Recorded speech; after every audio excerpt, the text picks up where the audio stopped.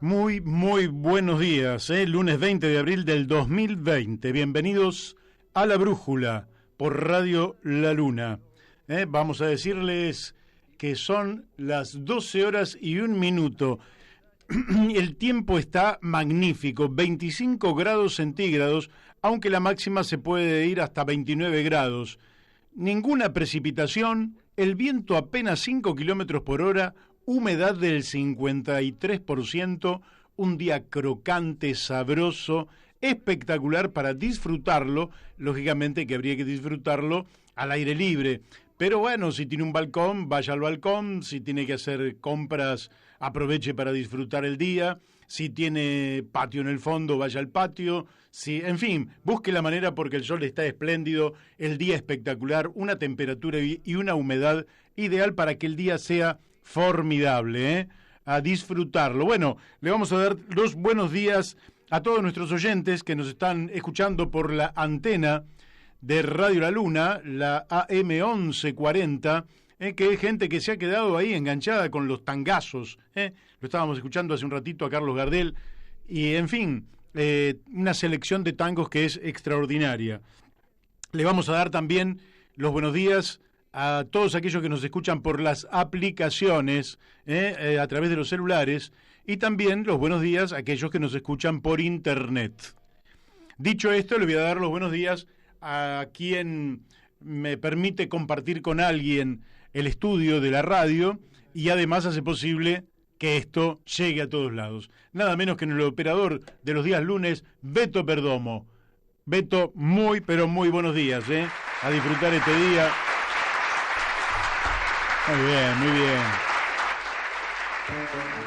Beto anda bien con el cubre nariz, boca y mentón, correctamente, y anda en bicicleta, así que es un tipo que va a disfrutar el día cumpliendo con la normativa que nos imponen las autoridades, que hay que cumplir, lógicamente, porque nos cuidamos nosotros y cuidamos a los otros. Yo vine también con el barbijo, y ahora como estoy solo en el estudio, porque mis compañeros no han venido hoy, como nunca desde que ha empezado esta cuarentena, entonces me saco el barbijo y ahí está. Y entonces le doy los buenos días a estos dos amigos y compañeros. Daniel de Abrantes, que viene desde el 1 de octubre del 2018 acompañándonos y que ahora seguramente nos está escuchando en la casa y seguramente en algún momento aportará algo de todos los reportajes que tenemos hoy en día. Y también a Daniel Pérez. Daniel Pérez, ahí la tribuna. Muy bien. Muy bien. Bueno, Daniel Pérez, que hace toda la postproducción, que se ocupa de que esto esté saliendo por Facebook en estos momentos, y que después, bueno, todo vaya al canal de YouTube La Brújula en la Luna. No puedo dejar de darle los muy buenos días, como siempre, absolutamente, a Radio Fénix de Corrientes en el 92.1 MHz y a la doctora Mónica Colunga, pero decía especialmente porque hoy una de nuestras invitadas va a ser la doctora Mónica Colunga, desde Corrientes. ¿Motivado en qué la vamos a convocar? En realidad ella podría participar siempre porque es una abogada y una periodista y una luchadora extraordinaria en Corrientes, de manera que podría, si la estuviéramos acá en Buenos Aires, vendría todos los días al programa, pero le vamos a preguntar básicamente por dos cosas. Una que tiene que ver con una baja importante que hay en el río Paraná. Los motivos, las consecuencias, le vamos a preguntar, y además porque ella ha planteado algo así como que se viene una etapa extraña, un clima de preguerra, dice ella, con totalitarismo digital, así que la vamos a escuchar con mucha atención. Hoy vamos a tener también a un juez civil de la localidad de Moreno, el doctor Gabriel Acosta. Es nuestro primer invitado en el día de hoy y lógicamente le vamos a preguntar cómo está funcionando en estos momentos el Poder Judicial, en tiempos de cuarentena, con las resoluciones que ha tomado la Corte Suprema de Justicia. En fin, le vamos a preguntar. Y después de Gabriel Acosta, el juez civil en Moreno, que vamos a hablar con la doctora Mónica Colunga, luego vamos a hablar con Julio Gambina, vamos a hablar si hay que socializar o nacionalizar o estatizar la banca o los depósitos o el crédito.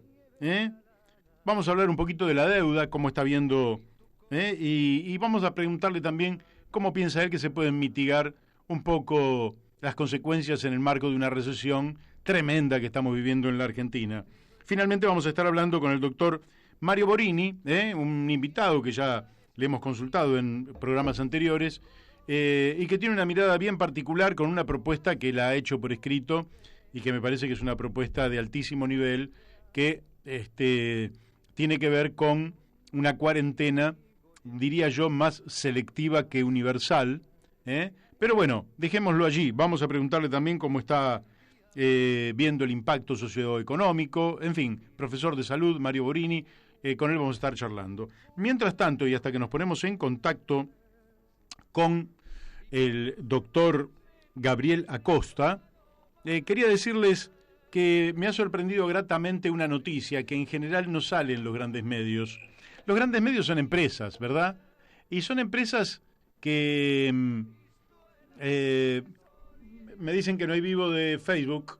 Ahí está, lo está resolviendo. ¿Qué ocurre?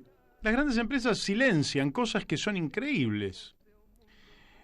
Surban Córdoba y Asociados, que es una consultora, que usted a Córdoba siempre lo habrá visto en algún programa en televisión, porque es un hombre permanentemente consultado, y ellos hacen encuestas en forma permanente, y lógicamente que van tomando los temas de cada momento, ¿verdad? Es decir, ¿y ahora qué tomaron? Tomaron el tema de la cuarentena. Entonces, hay un montón de preguntas. Pero en un momento le preguntan a la gente si están de acuerdo con un ingreso básico universal. Utilizan las mismas palabras que utilizamos nosotros, ingreso básico universal. El 63,5% de los consultados está totalmente de acuerdo. Y el 27% está también parcialmente de acuerdo. Quiere decir que el 90,5% de los consultados está de acuerdo. Es decir, la prédica de muchos ha hecho que finalmente esto empiece a estar en la agenda. Y ubicado en la agenda, ahora frente a la necesidad, todo el mundo ve que es absolutamente lógico y necesario un ingreso básico universal. Y a mí me alegra tremendamente, porque yo hace años que vengo diciendo que la Argentina se hubiera adelantado al mundo, se hubiera implementado esta política de ingreso básico universal hace ya muchos años. Tantos como que antes que nosotros hubo otra gente que lo planteó y nosotros hicimos una propuesta concreta desde hace 15 años que estábamos trabajando intensamente por este ingreso básico universal. Hoy la inmensa mayoría del pueblo está de acuerdo. Ahora estamos, claro, alguien puede decir, sí, pero no te olvides, Masitelli, que el propio Papa habló de algo así como un salario universal. No quedó muy claro lo que dijo el Papa, pero bueno, digamos que es una idea parecida. Nosotros hemos hecho una idea absolutamente concreta, práctica, que se puede poner en ejecución ya mismo. Esa es la virtud de la propuesta que hemos tenido nosotros, frente a algunas otras propuestas que pueden pertenecer al mundo de la utopía. La nuestra pertenece al mundo de lo sustentable económicamente y también sustentable presupuestariamente. Quiere decir que en el presupuesto perfectamente puede encajar esta propuesta. Y cuando nos dice va a salir la plata, ya lo hemos contestado 1000 veces. La primer plata que destina el Estado es para garantizar el alimento, el abrigo, el techo, la tierra, la vivienda de las personas. Y después vienen los otros gastos, después vienen los otros servicios, pero el primer servicio que presta el Estado con los impuestos que recauda es simplemente garantizar, y después viene lo demás, es como en su casa. Primero usted se garantiza la alimentación, la higiene, que no le falten los servicios, lo esencial. Y después ve si le alcanza para, qué sé yo, para darse un gusto o para hacer un viaje, no ahora, porque ahora estamos en cuarentena, pero en otro momento. Pero bueno, si no le alcanza para hacer un viaje de placer, sacrifica el viaje de placer, pero razonablemente no deja de comer. Entonces lo mismo ocurre con el Estado. Quiere decir que los fondos están, porque en realidad es un porcentaje pequeño del Producto Bruto lo que se utiliza básicamente para un ingreso básico universal. Así que lo dijo el Papa. Lo están por aplicar en España, ahí habrá toda una discusión. Nosotros vamos a tratar de hablar con algunos otros. Ya hemos hablado con Naum Klicksberg y hemos hablado con otra gente sobre el ingreso básico universal, con Carlos Suárez. Bueno, vamos a tratar de hablar también, si podemos, la semana que viene o la otra, con Rubén Lobuolo, que es quizás uno de los primeros que incorpora esta temática en la Argentina. Vamos a ver si podemos hablar con Eduardo Levi Yeyati, que desde otra perspectiva del pensamiento también apoya el ingreso básico universal. Vamos a tratar de batallar con esta consigna, porque sería extraordinario que la Argentina pudiera erradicar la indigencia y la pobreza, tomando una medida inteligente, pero que ahora, en el marco de la cuarentena, todos se dieron cuenta que era necesaria. Mientras la desocupación era una desocupación tecnológica que se iba produciendo de a poco y la gente iba perdiendo su trabajo en una industria, en un proceso de servicios y iba quedando en el margen, y entonces era una desocupación que fue evolucionando de a poco en la Argentina, y la verdad que los gobiernos, ni los empresarios, ni los economistas supieron cómo dar respuesta a este problema. Lo cierto es que en la Argentina vivimos con, hoy, 50% de pobreza, y niños y adolescentes arriba del 60%. ¿Podemos seguir conviviendo con esto? No. ¿Y cómo se resuelve? Con un ingreso básico universal. Y la plata está. Por eso digo que la propuesta que hacemos nosotros es sustentable económica y presupuestariamente. Bueno, lógicamente que con una sola medida no alcanza, pero esta es la clave. Las otras medidas que debe implementar el gobierno tienen que ver con el apoyo a las micropymes, a las, digamos, micro, pequeñas, medianas y en algunos casos un poco más grandes, empresas que puedan estar al borde de la quiebra. Hay que salvaguardar todo lo que se pueda salvar, porque el gobierno anterior, el gobierno del ingeniero Mauricio Macri, en una suerte de liberalismo un poco tonto, lo tengo que decir así, ustedes saben que soy muy respetuoso, en un liberalismo un poco tonto, tomaba el hecho de la destrucción creativa, un concepto de Schumpeter, a partir del cual, cuando se destruía una industria es porque aparecía otra mejor. Pero ¿qué ocurre? Si a usted le desaparece una industria en la Argentina y apareció una mejor en China, si le aparece otra pyme en la Argentina y le apareció una mejor en Alemania, si le desaparece otra empresa en la provincia de Buenos Aires, en Santa Fe, en Córdoba, en Capital, en Chaco o donde fuera, y aparecen empresas para reemplazar a nuestras empresas en Estados Unidos, en México o en cualquier otro país, lo cierto es que usted se queda finalmente sin poder producir absolutamente nada, la gente en la calle, en una pobreza absoluta, destruyendo lo que tenemos, que son las empresas. Construir una empresa no es una tarea sencilla. Reclama tener un proyecto, reclama tener mucha voluntad, reclama tener tenacidad, hacer un montón de tareas, hacer inversiones de tiempo, de trabajo, muchas veces invertir plata o pedir plata prestada, contratar personas, asociarse con otras personas, empezar a producir un bien o un servicio, buscar la manera de comercializarlo, buscar las cadenas de comercialización, los contactos, las amistades que se van desarrollando, las confianzas que se van desarrollando, y todo eso es una construcción que lleva años, años y años, y algunos bobos quieren destruir eso de un día para el otro. No.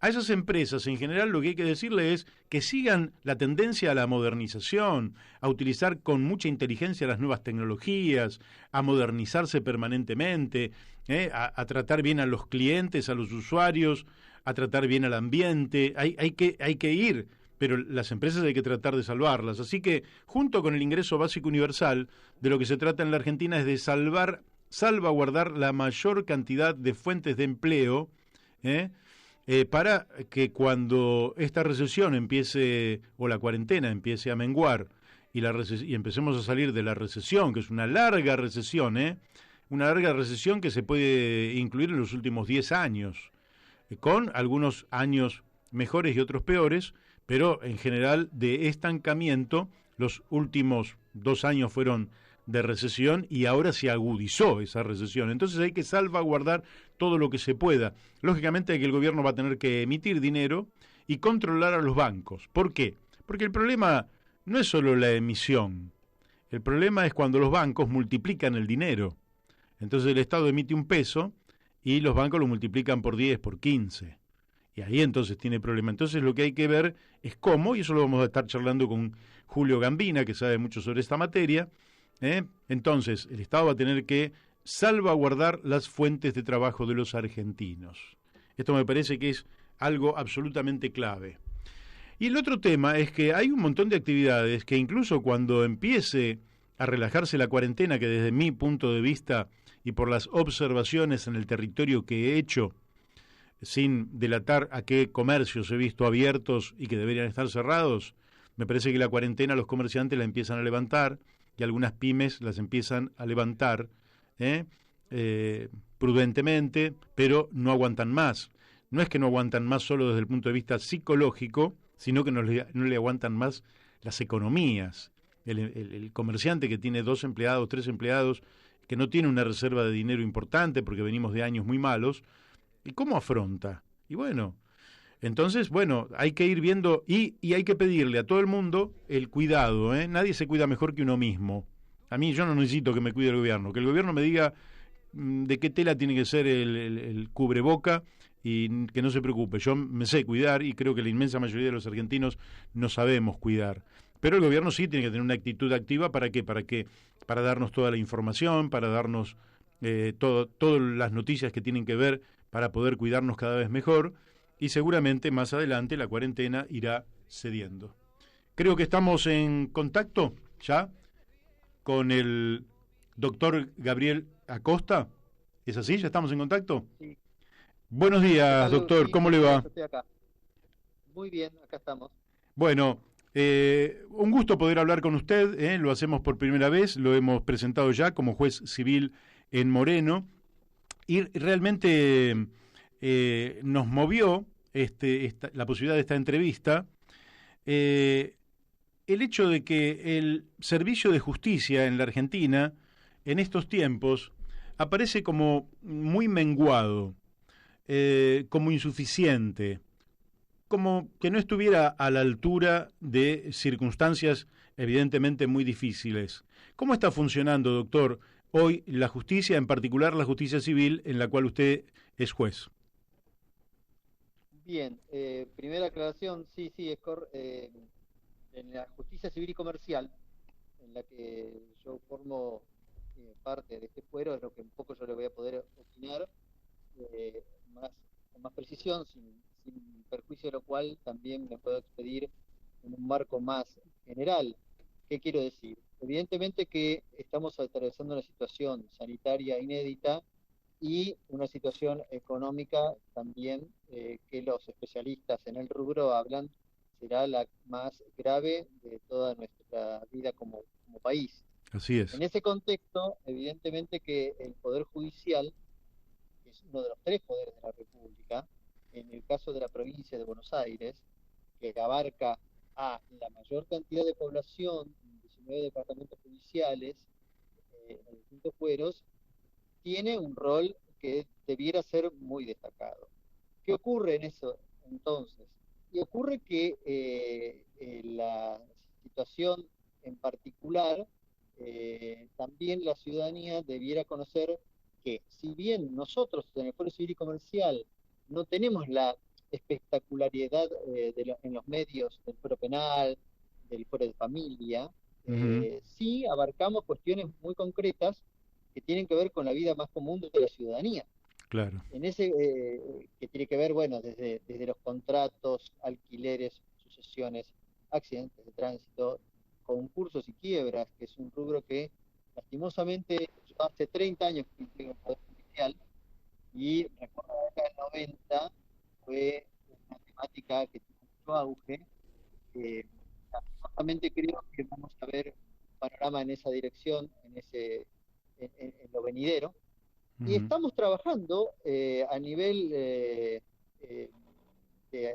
yo estoy en este momento en el juzgado Ajá. y nos han dado la posibilidad también de hacerlo en forma remota. Ujú. También lo he hecho en estos días, en alguno de ellos, y no es cierto que el Poder Judicial, en especial en este tema, estemos de vacaciones, ni de asueto, ni mucho menos. Claro. Eh, no quiero decir con esto que estamos haciendo nada heroico, porque tampoco es así, pero sí Ujú. estamos cumpliendo con una función que es muy destacada y en las condiciones que no son las normales, por supuesto, pero creo que hemos hecho una red de jueces civiles y comerciales en la provincia de Buenos Aires. En la provincia de Buenos Aires hay 167 jueces civiles y comerciales.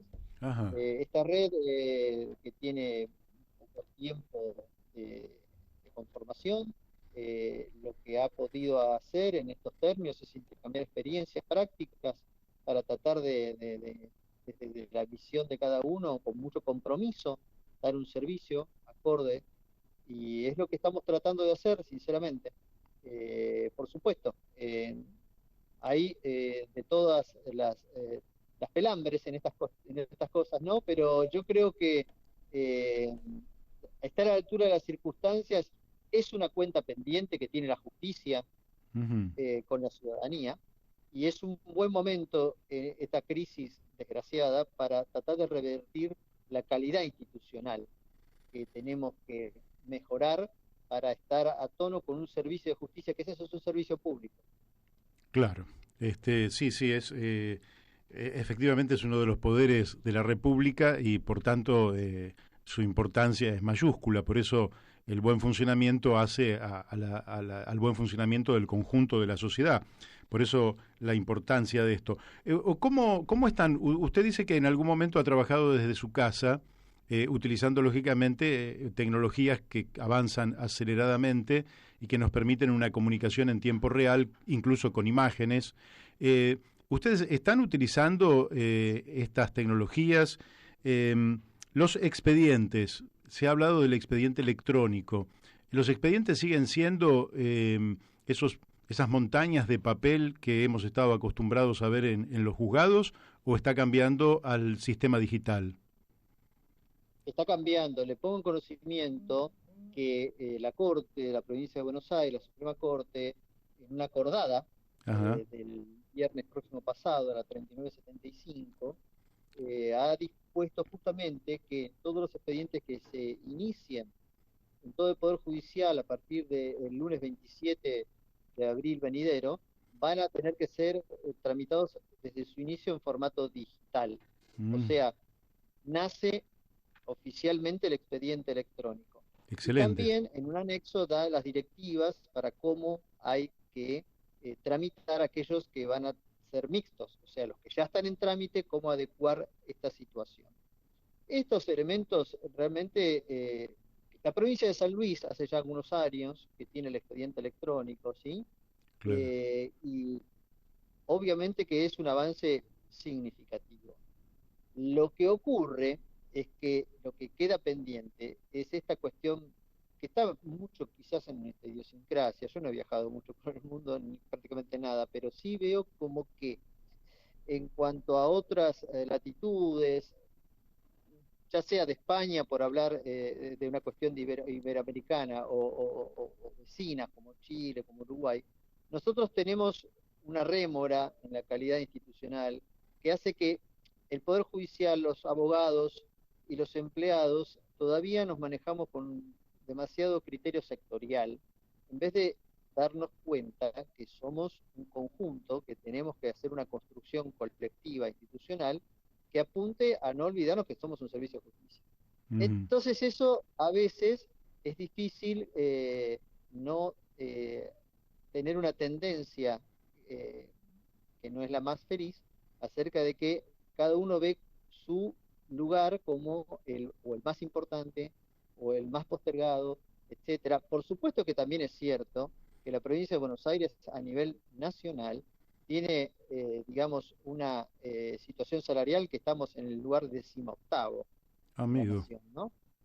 Pero sin ánimo de justamente profundizar en ese tema, sí también, eh, porque yo me considero que, la verdad, trabajando formalmente 6 horas con feria judicial de mes y medio al año, estamos en una situación que en general mal podríamos lamentarnos más de lo debido. Todo es mejorable, todo es optimizable, pero desde animarnos a la mayor verdad posible. En Claro. ese contexto, el expediente electrónico tiene que ser, y en eso estamos trabajando fuertemente en esta red de jueces civiles, un espacio donde podamos confluir los abogados, que son los intermediarios entre la ciudadanía que con sus impuestos paga nuestros sueldos, Ujú. y el Poder Judicial, que es un servicio, para que los conflictos se resuelvan en un ámbito que le vuelvo a decir, donde tratamos situaciones que en la realidad económica que estamos transitando y vamos a tener que remontar entre todos, Ujú. los contratos y sus reformulaciones y todas esas cuestiones van a exigir de nosotros mucha creatividad, mucho conocimiento y esto yo lo digo muy a título personal, yo creo que todas las virtudes que podamos mencionar sin el coraje sirven para muy poco. Claro. Sí, Y sí. estos son tiempos que necesitan de que tengamos el coraje de, yo no creo que hay dos maneras, o administramos justicia para no tener problemas. Ujú. Yo me ascribo en la primera de las opciones, con todas las imperfecciones y con la necesaria autocrítica para revisar lo que haya que revisar, pero sin coraje para tomar decisiones donde olvidemos los intereses sectoriales en función de una ciudadanía que necesita de nuestra respuesta y de nuestro compromiso que se expanda, porque el compromiso que hoy hay evidentemente no es suficiente, es que podamos ir recorriendo un camino que nos encuentre. Bien. Le hago una consulta porque un oyente me acaba de enviar para que le haga una pregunta, justamente un oyente de Moreno. ¿Sí? Me pregunta por el tema de las usurpaciones. Y yo le agrego a esa pregunta si usted considera que la velocidad con la que funciona la justicia, es decir, entre el momento en que un conflicto se incorpora en la agenda judicial y el momento de su resolución, ¿son tiempos adecuados o son tiempos que a veces se dilatan? Lo conozco más que nada por lo que tiene que ver con el fuero penal. A veces se dilatan hechos de corrupción por tiempos casi, digamos, décadas, ¿no? En el fuero civil y comercial, y en particular vamos al caso del oyente que nos hace la pregunta, en el tema de las usurpaciones, ¿se resuelven en tiempos razonables? Mire, el tema de las usurpaciones es, en alguna manera, es un trámite que también en el fuero penal, pero no le quiero Ajá. eludir la respuesta ni mucho menos. Lo que tramita en el fuero civil ligado a las usurpaciones podríamos decir que son los desalojos.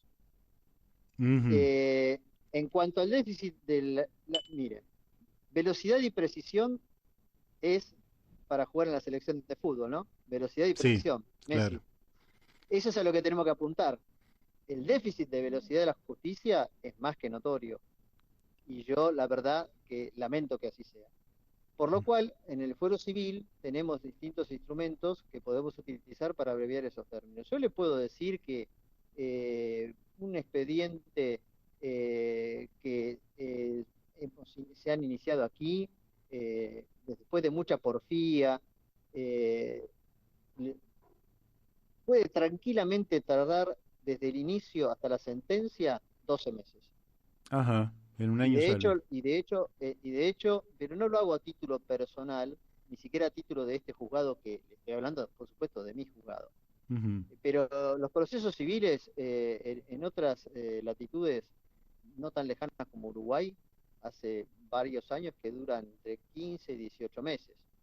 Ajá. Entonces, el ayornar, vuelvo a decir, las tecnologías disponibles, con todas las limitaciones y con todo lo que de modernidad todavía estamos en rémora, con compromiso y con coraje hace que podamos esos lapsos abreviarlos.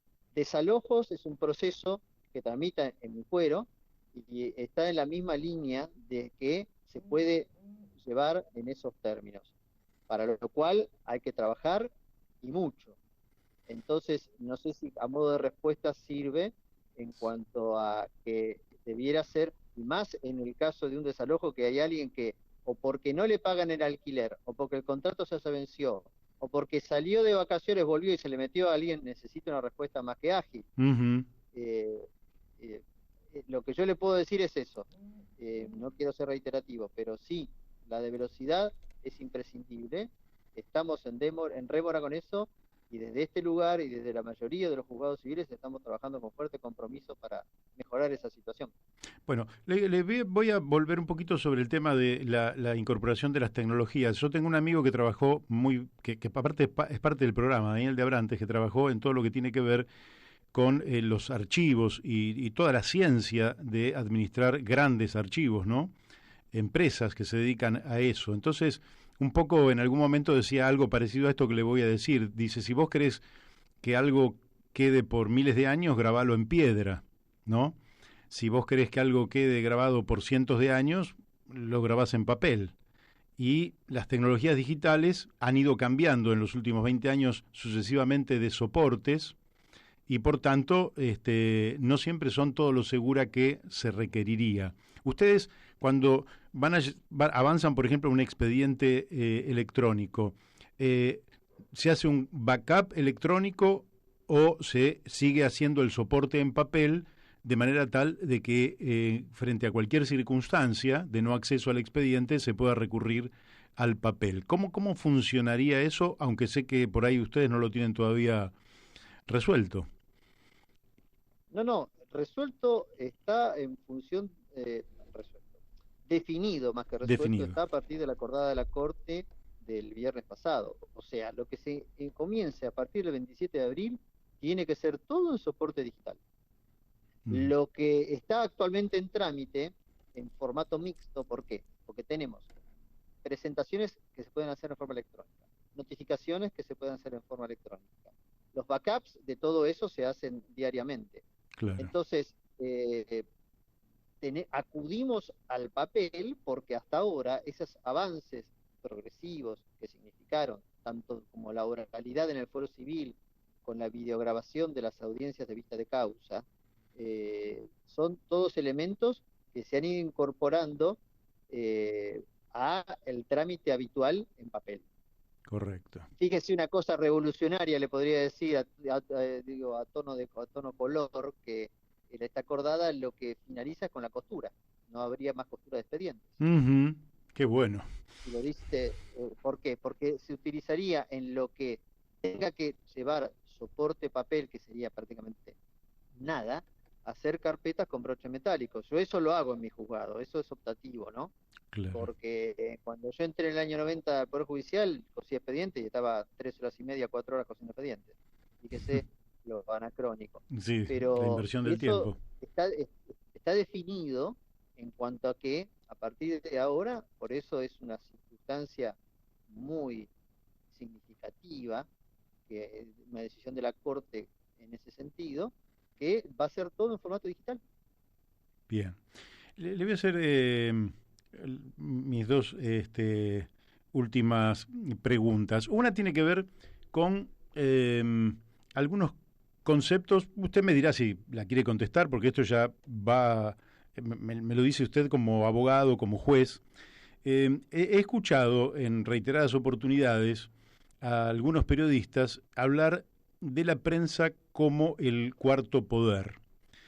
A mí me parece una confusión extraordinaria, porque en realidad los poderes de la Constitución, en los poderes de la Constitución no está.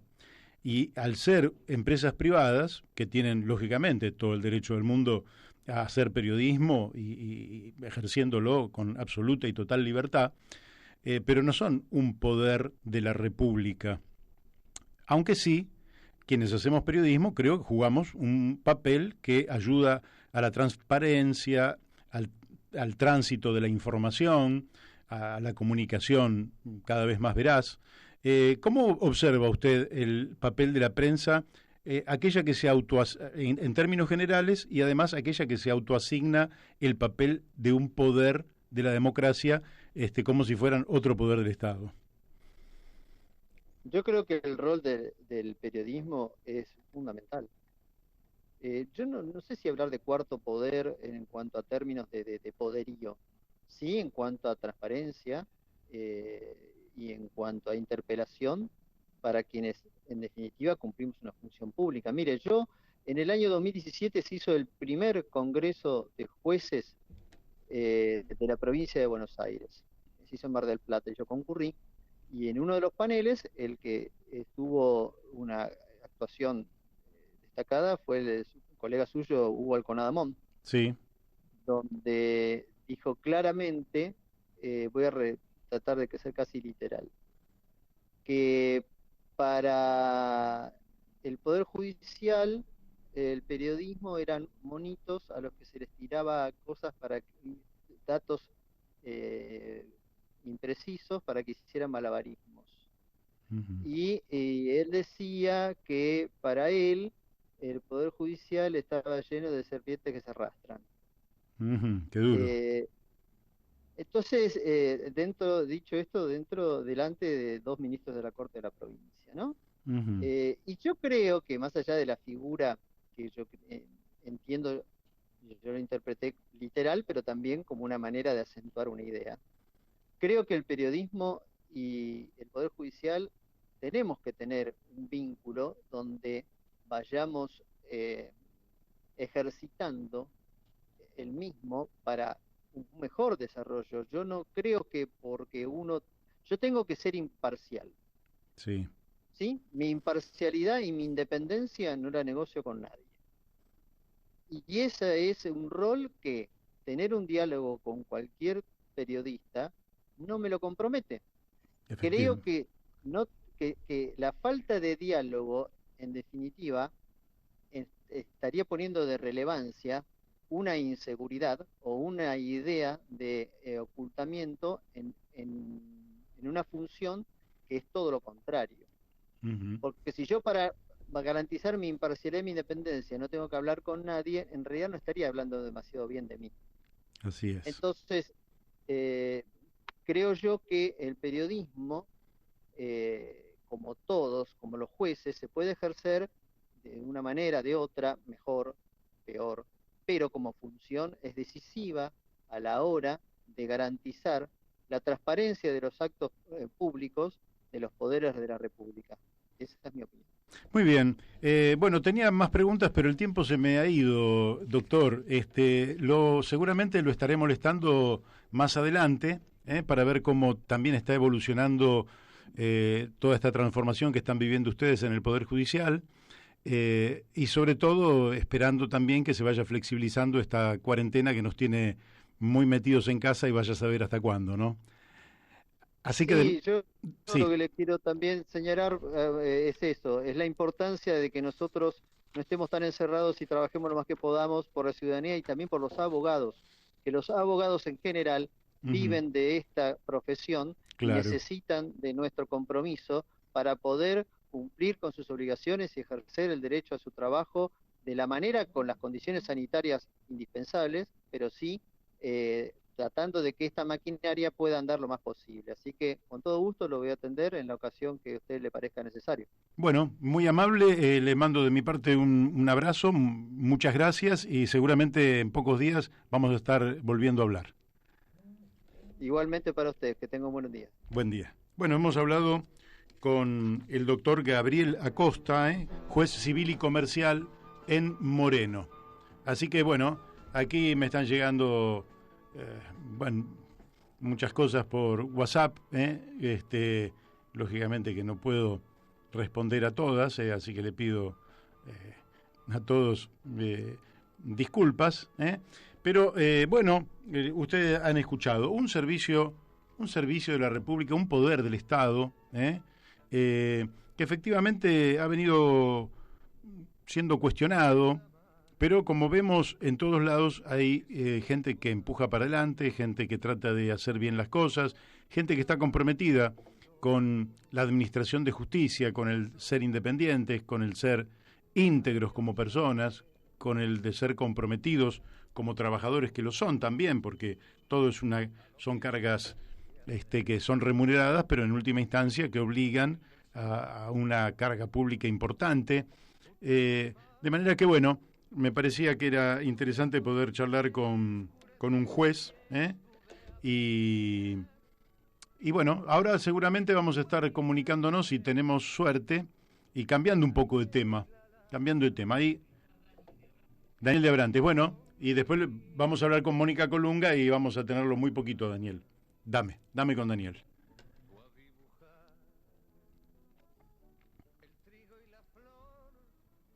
Sí, Daniel, ¿qué tal? ¿Cómo te va? ¿Cómo les va? Bien, aquí. Bueno, estuve escuchando con atención la interesante entrevista. Nada, y llamaba para hacer una pequeña aclaración en función de algo que se ha transformado en mi especialidad durante muchos años y que tiene que ver con el tema de la digitalización de los procesos, no solo judiciales, sino también de otro tipo, ¿no? Historia clínica electrónica, el gobierno digital, etcétera, etcétera. Y ahí te quería hacer un pequeño aporte. Dale. Sin lugar a duda, porque vos mencionaste algo que yo te comenté hace algunos años, sí, que tenía que ver con la dificultad o el esfuerzo que significa mantener vivos los archivos digitales. Esto lo habremos visto porque todos tenemos en nuestras casas desde CDs, DVDs, VHS, cassettes, no sé, infinidad de medios, así de soportes de distintos formatos, algunos analógicos, otros digitales, que hemos perdido la capacidad de recuperar esa información porque no tuvimos la posibilidad de sostener técnicamente los medios de reproducción de esa información. Claro. Entonces, más allá de que los medios en sí también se deterioran, ¿no? Los CDs, después de 10 años hay un hongo que los ataca y que hace imposible su lectura, etcétera, etcétera. Uh-huh. A partir de la masificación y la difusión de los sistemas de gestión digital, lo que llamamos la nube, que no son más que enormes ordenadores y computadoras concentradas en grandes establecimientos que sirven para guardar toda esta información y para, digamos, que el proceso de escala hace que el mantenimiento de la tecnología sea más accesible. Uh-huh. Lógicamente que esto ha ido mejorando año tras año junto con las políticas de backup. Pero hay un tema en todo esto que es importante tener en cuenta. Cuando hablamos de este tipo de documentación muy importante, generalmente esa documentación tiene que estar registrada en para varios actores, ¿no? Sí, un juicio, por ejemplo, ¿no? Alguien lo gana, otro lo pierde y está la justicia. Todos quieren llevarse el registro de lo que pasó finalmente, ¿verdad? Sí, claro.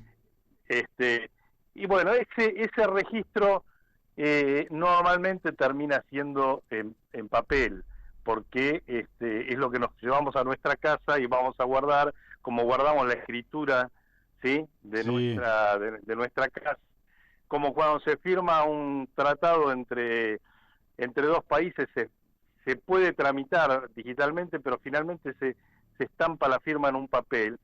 Quiere decir que todavía,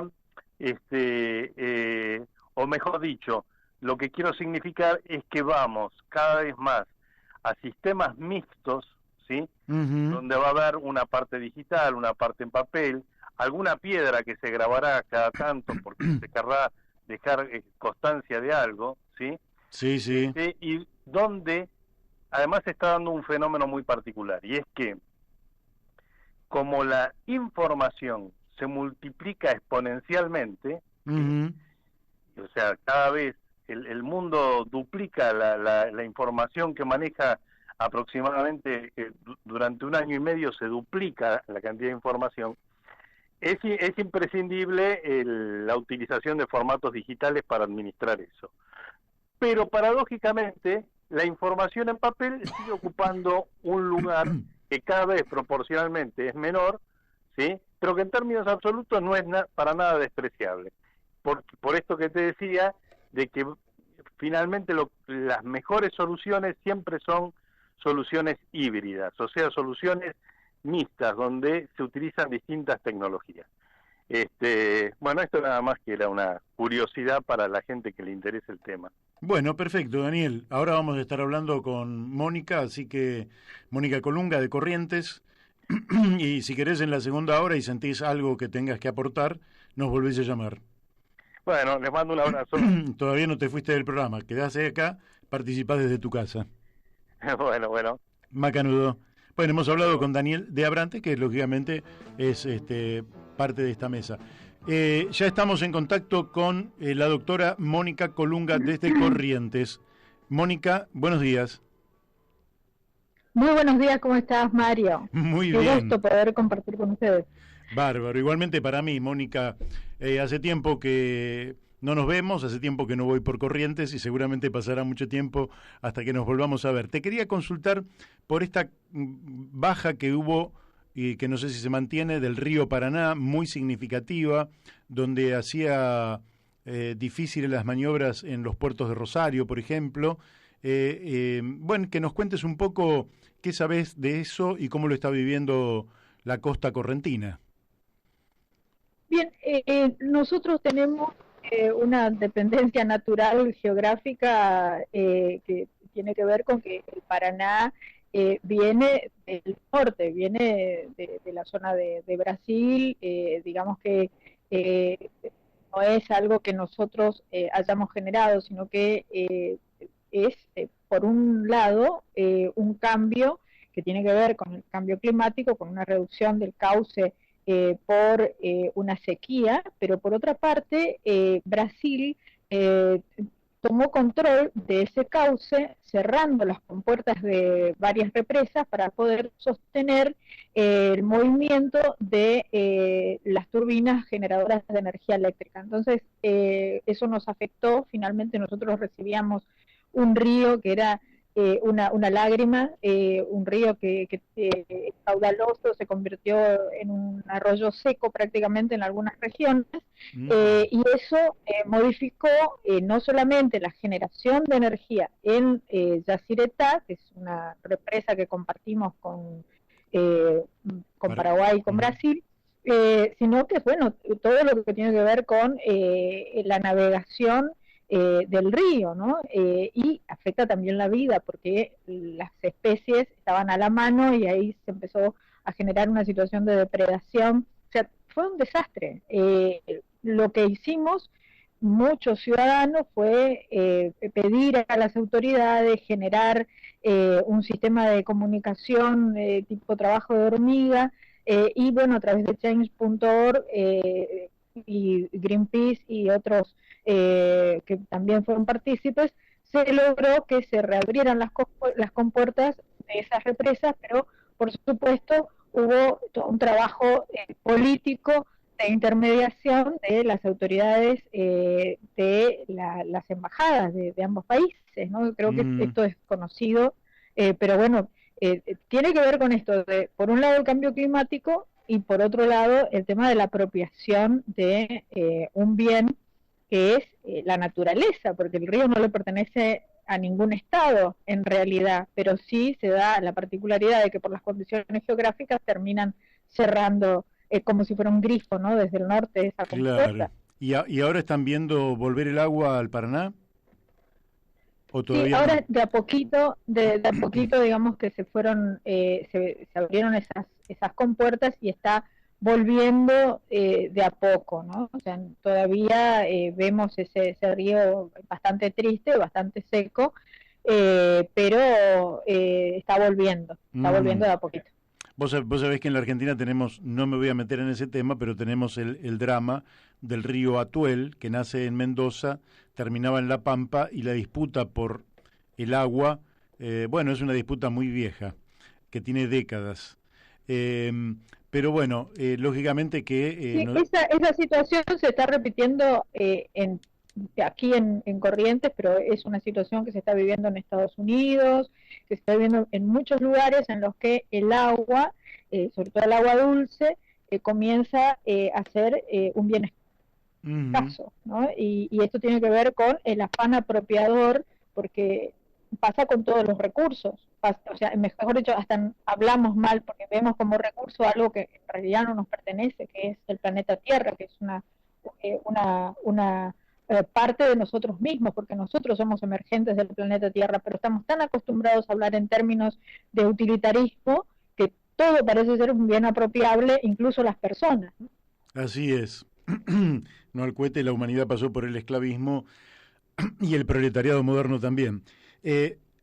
Y el desastre que estamos haciendo ambientalmente los seres humanos, que desde este programa que vos retransmitís allí en Corrientes, sabés que el tema ambiental siempre ha sido un motivo excluyente de este programa, porque creemos, por otra parte, que sin ambiente, lógicamente, tampoco hay vida humana, así que cuando lo destruyamos, habremos desaparecido nosotros. Te quería preguntar por algo que vos... Sí.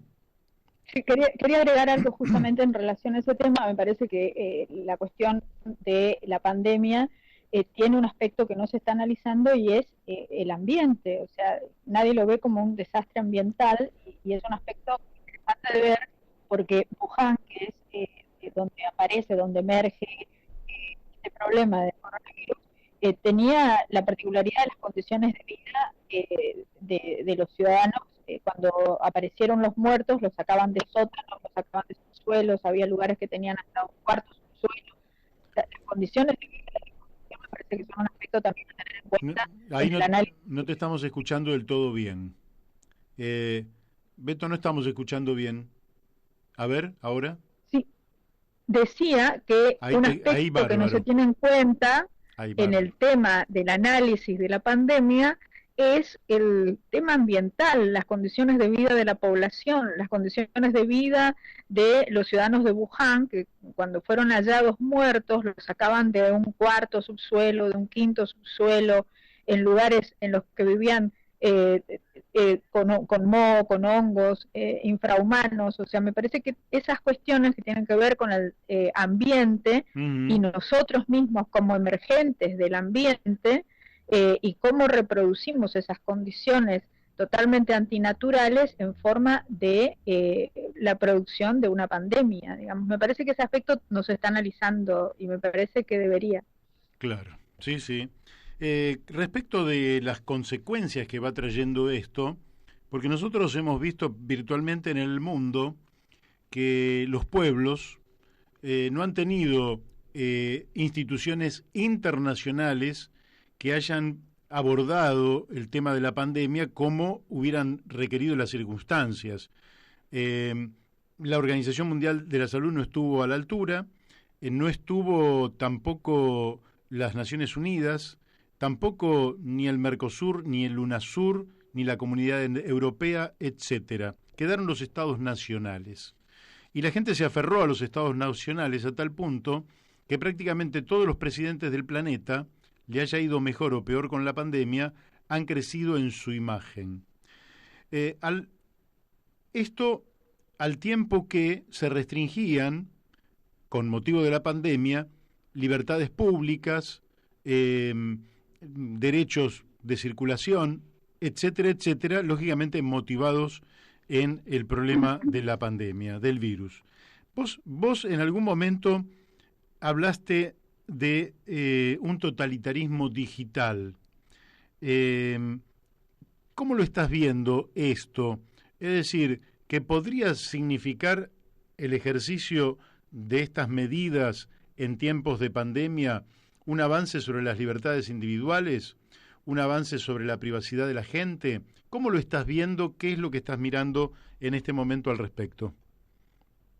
Sí, en realidad no yo, sino hay voces que son mucho más notorias que la mía, como la de Snowden, que es quien denunció el sistema de vigilancia global y tuvo que exiliarse de su país porque dio a conocer él como un subcontratista de la NSA, la Agencia de Seguridad de Estados Unidos. Él mismo trabajaba en la producción de software para el espionaje mundial y él se hartó de esa situación cuando se dio cuenta que él también era objeto de investigación y seguimiento. Entonces creo que ahí es cuando se produce la crisis que bienvenida sea de todo ser humano que se da cuenta que vive en un estado de vigilancia. Y eso me parece un punto importante porque muchos están alertando, advirtiendo sobre que estamos perdiendo libertades que no van a volver, porque muchas personas dicen, bueno, sí, prefiero vivir seguro antes que vivir en libertad, prefiero renunciar a la libertad porque voy a ganar cierto confort. Pero el tema es que eso es mentira, no vamos a tener ninguna de las dos cosas, ni libertad ni confort, porque vamos a estar entregando más poder a quienes ya tienen poder y que pueden anticiparse a nuestras necesidades, viendo cuáles son nuestros deseos incluso, porque no solamente se puede mapear la temperatura del cuerpo, sino que también pueden mapear las ondas cerebrales y saber cuál es nuestro estado anímico y saber cuáles son nuestros deseos más profundos. Y me parece que eso es algo que tampoco está dentro de la agenda de los medios de comunicación, porque los medios de comunicación son brazos de intereses corporativos económicos que son partícipes de este reparto del control. O sea, no lo digo yo, esto lo decía Michel Foucault en su libro sobre la biopolítica, que o sea, él es un filósofo francés que ya falleció hace algunas décadas, pero o sea, no es una cosa mía, hay mucha gente anticipando sobre esto. De hecho, tenemos el caso de Julian Assange, que está preso por nada, porque no cometió ningún delito, porque se lo encontró inocente en cada cosa que se le inventó, porque se le crearon causas para poder detenerlo. Tuvo más de 7 años preso, porque estaba preso en la Embajada de Ecuador en Gran Bretaña, por haber creado una agencia de noticias que fue Wikileaks, y esa agencia de noticias se nutría de la información que le daban los agentes de la inteligencia de distintos países del mundo, es decir, que no era información no fidedigna o inventos. Yo creo que es lo que pasa con el periodismo verdadero, con el periodismo que está comprometido con la verdad. Terminan siendo objeto de la misma estructura que en algún momento los fue generando o lo fue creando como un escenario de captación de intereses, porque en principio lo usan para poder saber quiénes son los que están interesados en la información, pero finalmente cuando se dan cuenta que esa información puede ser apropiada por activistas que realmente quieren un cambio global en función de generar condiciones de vida igualitarias, los ven como una amenaza y los encierran. Entonces me parece que eso es lo que está pasando. Nosotros estamos ahora en un momento de cambio global, con un ambiente de preguerra, porque la escasez económica era previa, era anterior a la pandemia, y la pandemia, aunque también es real, vino a resolver un problema mundial, que es el de la distribución del poder económico global,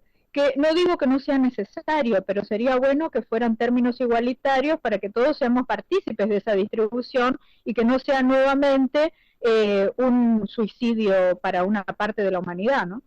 Bueno, muy bien, Mónica, se nos hicieron las 13 horas y bueno, se nos fue el tiempo, pero vamos a volver a charlar porque este tema me parece de absoluto interés.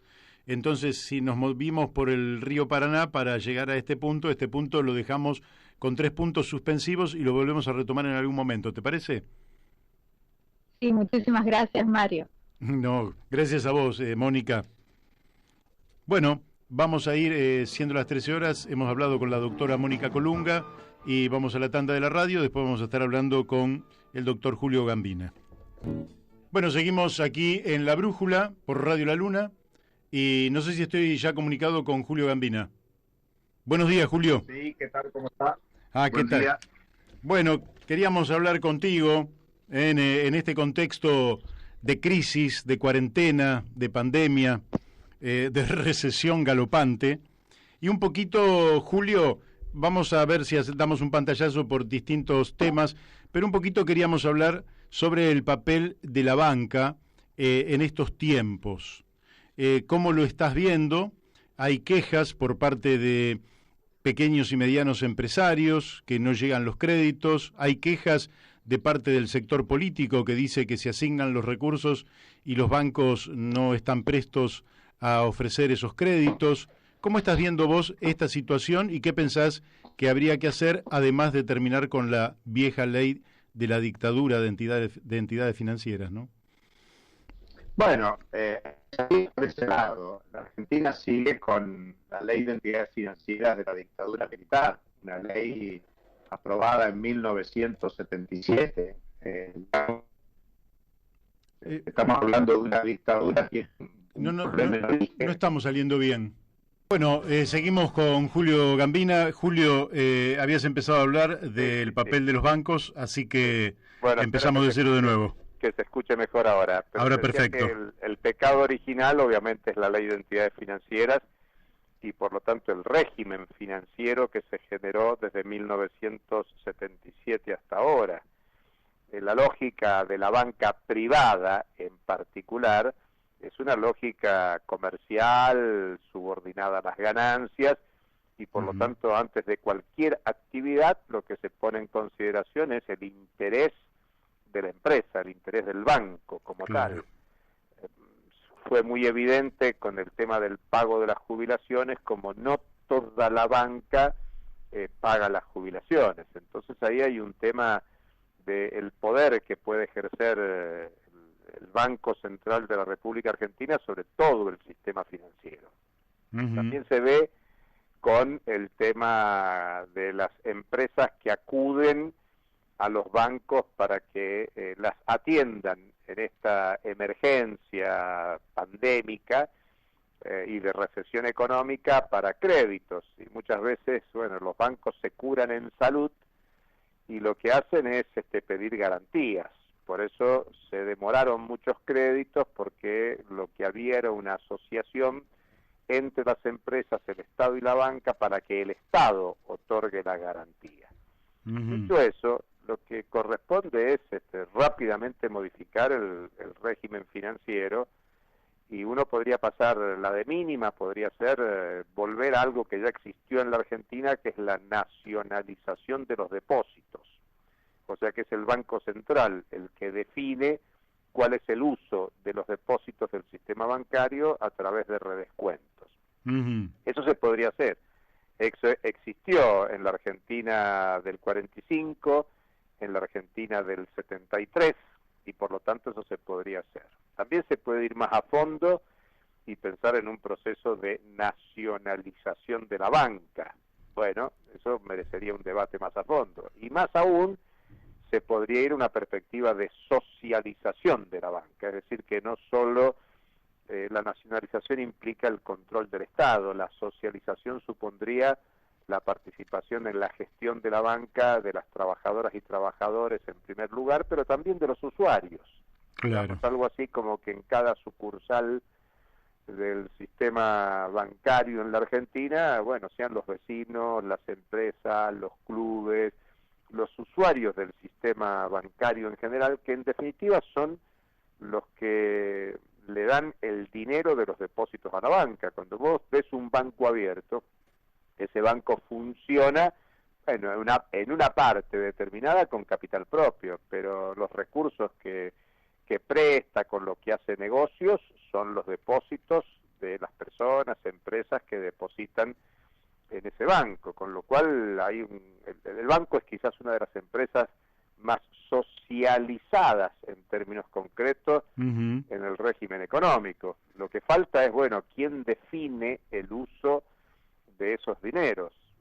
Si vos querés, pasa lo mismo con el ANSES en términos generales. El ANSES está administrado por parte del Estado, pero los recursos del ANSES mayoritariamente son puestos por los trabajadores, trabajadoras en primer lugar, también por las empresas, y por lo tanto esos fondos de seguridad social debieran ser manejados socialmente. Por eso digo, en la banca, si los recursos depositados son de la sociedad, Bueno, que las sociedades deciden que usarlos. Por ejemplo, en los últimos 2 o 3 años se utilizaron para grandes ganancias que otorgaron las LELIQ, por ejemplo, las letras que emitía el Banco Central de la República Argentina. Entonces todos teníamos nuestros depósitos en los bancos, nos pagaban sueldos desde los bancos, pero los bancos con ese dinero, en vez de prestarlo para el desarrollo productivo, por ejemplo,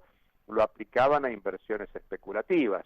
Eso fue lo que significaron las letras del Banco Central, las LEVAC, las LELIQ en los últimos años, y tuvieron ganancias espectaculares, año 2018, 2019, que se consolidaron en cada banco. Estoy hablando de la banca privada, pero bueno, también de la banca pública. Entonces, un mayor control sobre la banca, sería importante que esto se resuelva, como te dije antes. Por ejemplo, para pagar jubilaciones a todo nivel, mucho más ahora que se discute las personas mayores.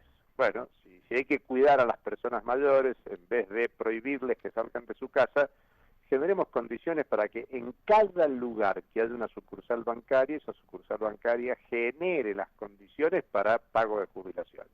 En cada territorio del país que haya una sucursal bancaria, se generen las condiciones para préstamos a pequeñas y medianas empresas, para depositar la nómina de salarios, en fin, para hacer efectivas medidas que se toman nacionalmente y que los bancos, digo, en esta lógica mercantil de privilegiar la ganancia, bueno, no sueltan un peso si no tienen seguridad que se los van a devolver. Por eso insistieron mucho en el tema de las garantías del Estado, porque una empresa que pide un crédito, aunque la tasa parezca barata, bueno, hay muchas empresas que en estas condiciones de recesión va a ser muy difícil su continuidad. Estoy hablando como razona un banco. Sí. Entonces, si hay dificultades de continuidad a futuro, el crédito no me lo van a devolver y ese crédito va a ir a pérdida. Entonces, lo que piden es garantía. Los bancos tradicionalmente, históricamente en el mundo, no solo en la Argentina, prestan a los que tienen.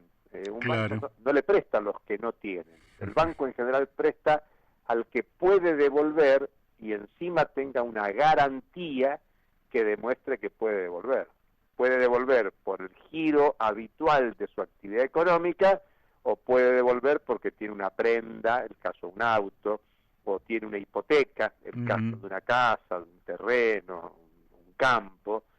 Entonces, digamos que la banca está pensada en su lógica capitalista para prestar a los que tienen, no a los que necesitan. Claro. Para prestar a los que necesitan, vos tenés que cambiar el régimen financiero, la política financiera y en todo caso tener claro hacia dónde orientar esos préstamos. Si vos querés reconvertir el aparato productivo argentino, por ejemplo, querés cambiar la orientación de política agraria y en vez de producir commodities para la exportación, querés producir alimentos para abastecer la necesidad de alimentación de la población argentina y de los países vecinos, bueno, tenés que otorgar préstamos a la economía comunitaria, a la economía familiar, al aliento y al desarrollo de una producción agraria que tenga como objetivo resolver esas necesidades de la población. O sea, modificar el sector agrario en la Argentina. Digo el agrario, pero podríamos pensar en la producción de medicamentos en la Argentina. Si vos querés no depender de laboratorios transnacionales, tenés que utilizar la política financiera para reorientar la producción de medicamentos e incluso generar vínculos de cooperación internacional con países que tienen avances en este desarrollo. Por ejemplo, el caso de Cuba, que hoy está abasteciendo a países con problemas sanitarios a nivel mundial. Incluso hay una cooperación de provisión de Cuba hacia China. Uno dice, bueno, un país tan chiquito como Cuba puede darle asistencia tecnológica de desarrollo científico, técnico a China, sí, ese es precisamente uno de los temas que permite que China, con su capacidad industrial desarrollada, produzca muchos aspectos que Cuba no puede, y China abastece en convenios de cooperación a distintos países del mundo, a partir de su desarrollo industrial, medicinas desarrolladas en Cuba. O sea que Argentina tranquilamente podría transformar eso, y todos te van a decir, bueno, para estimular la producción agraria, la producción de medicamentos o la producción de lo que quieras, vas a necesitar préstamos. Bueno, Seguro. Esos préstamos los puede orientar una política que quiera promover el cambio del patrón productivo, el cambio del modelo productivo, que eso en sí mismo supone cambiar el modelo de desarrollo. Hoy el modelo de desarrollo está basado en la satisfacción del consumo de los que tienen dinero. Vos tendrías que adoptar un modelo de desarrollo que satisfaga las necesidades de la población, y eso supone cambiar el modelo productivo para que no haya tanto desempleo, para que no haya tanta pobreza, para ver cómo optimizar la capacidad de trabajo de las trabajadoras y los trabajadores en la Argentina.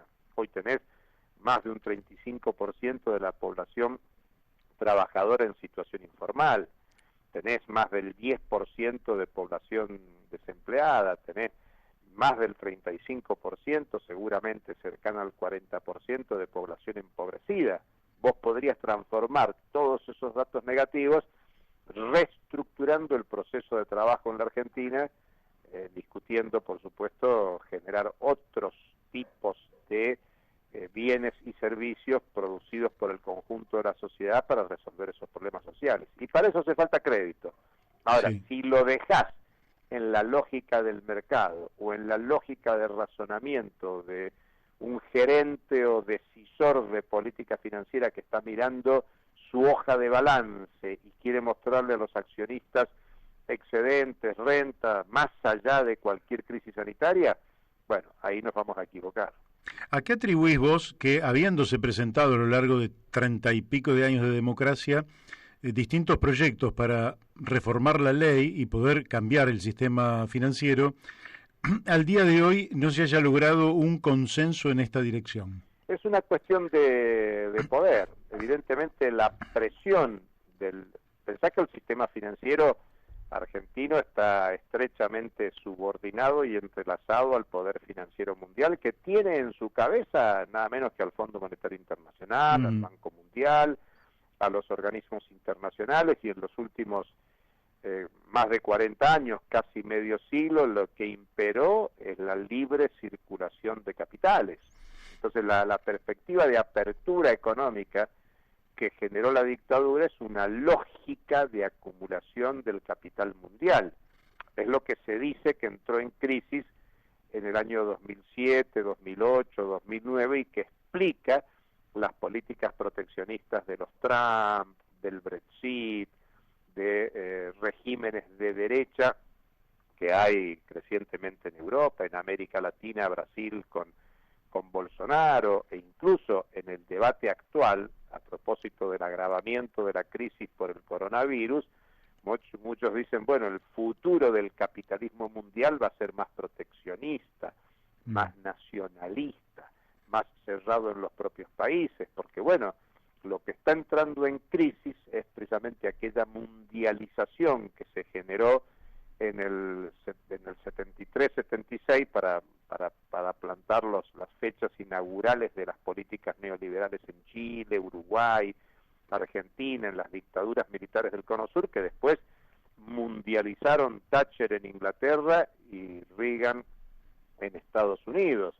Bueno, esa mundialización entró en crisis en la recesión mundial del 2009, y el capitalismo está buscando cómo acomodarse a su nuevo tiempo. Quizás en estos tiempos donde vuelven a plantearse algunas lógicas nacionalistas, algunas lógicas de protección de las economías nacionales, quizás la Argentina tenga que discutir esta forma de inserción subordinada en la economía mundial de los últimos años, que la llevó al desastre de este préstamo con 44.000 millones de dólares desembolsados por el Fondo Monetario Internacional. A lo mejor Argentina hoy tendría que empezar diciendo, desconocemos ese acuerdo, porque ese acuerdo solo sirvió para profundizar la fuga de capitales, para profundizar el proceso de especulación.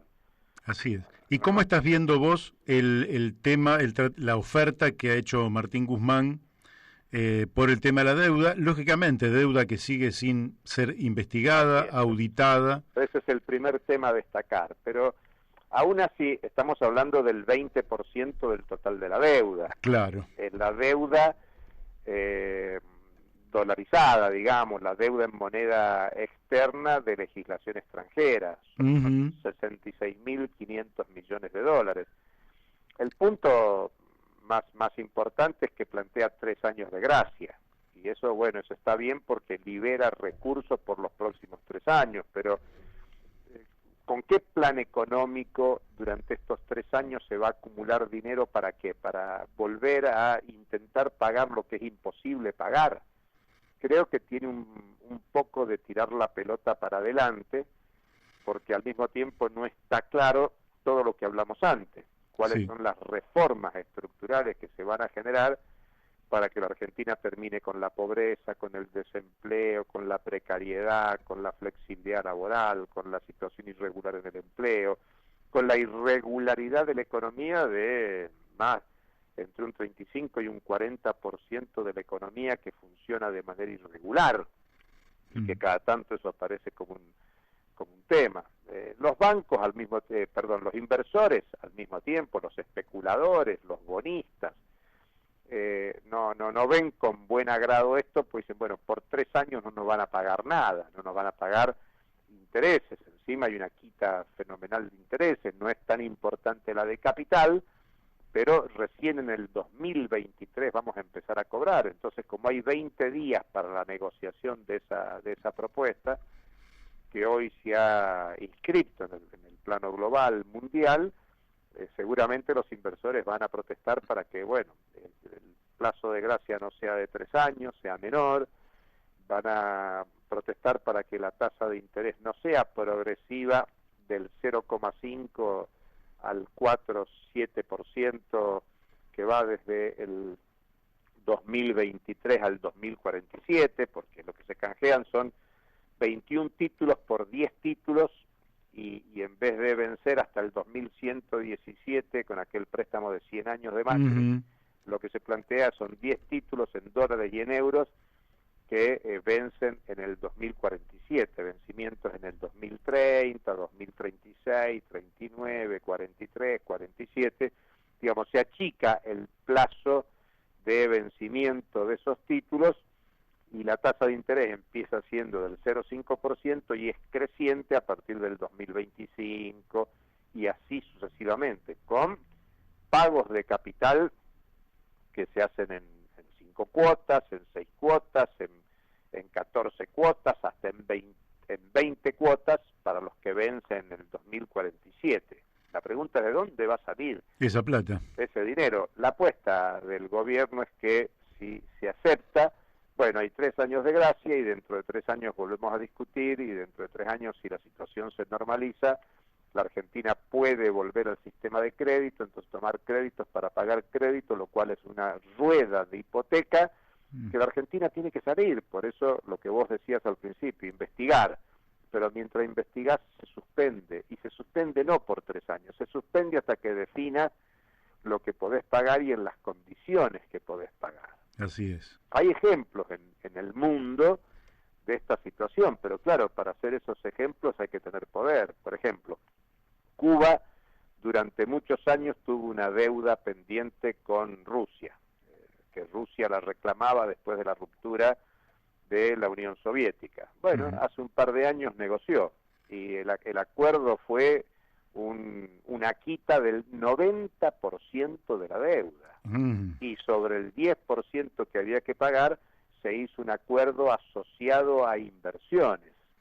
Claro. Lo cual, claro, lo que pasa es que Cuba, bueno, es un país pequeño, pero con mucha fuerza soberana, con mucha decisión e intervención política en el plano mundial. Y Argentina, si plantea suspensión de pagos, tiene que saber que va a tener consecuencias, en primer lugar de tipo política. Yo recién mencioné a Cuba, y Cuba tiene medio siglo de bloqueo por parte de Estados Unidos. Bueno, hay que bancarse sanciones unilaterales de Estados Unidos o de Europa.